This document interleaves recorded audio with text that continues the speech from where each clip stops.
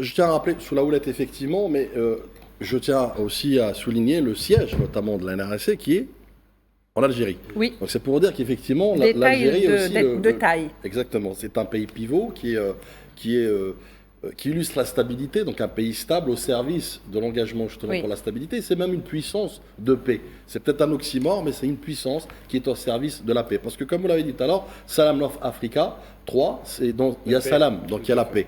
Donc c'est justement, d'ailleurs, comment rendre opérationnel justement ces exercices tactiques notamment, avec plusieurs armées notamment de plusieurs pays, pour être au service, au soutien de la paix, notamment dans le cadre de l'Union africaine. Il est important de le rappeler. Mais là où j'aimerais revenir peut-être davantage, c'est justement sur la doctrine de l'Algérie, ça a été dit tout à l'heure par Mehdi, c'est cette doctrine de sanctuarisation des frontières, notamment algériennes, mais surtout aussi cette doctrine de dissuasion, notamment, et de coopération. C'est très important de le dire, c'est-à-dire que dissuasion, c'est-à-dire remettre, identifier, cibler et anéantir toute menace, justement, qui porte atteinte à notre cher pays, mais surtout aussi être au service de la paix, notamment en matière d'échange de compétences. C'est ce qu'elle a fait à balles réelles, à munitions réelles notamment, comme tu disais tout à l'heure, Mehdi, S-300 de longue portée, c'est très important de le rappeler, en munitions réelles. Donc, et puis, il y a aussi cette diplomatie de sécurité préventive de l'Algérie qui s'inscrit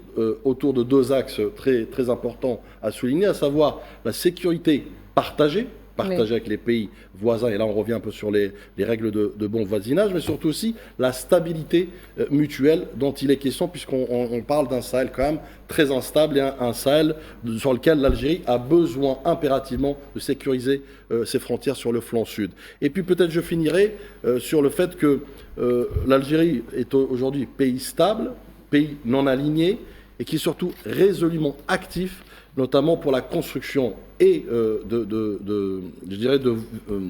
bon voisinage et un voisinage plus sûr, mais aussi des perspectives de coopération et de consolidation des forces justement armées au service de la stabilité de toute l'Afrique.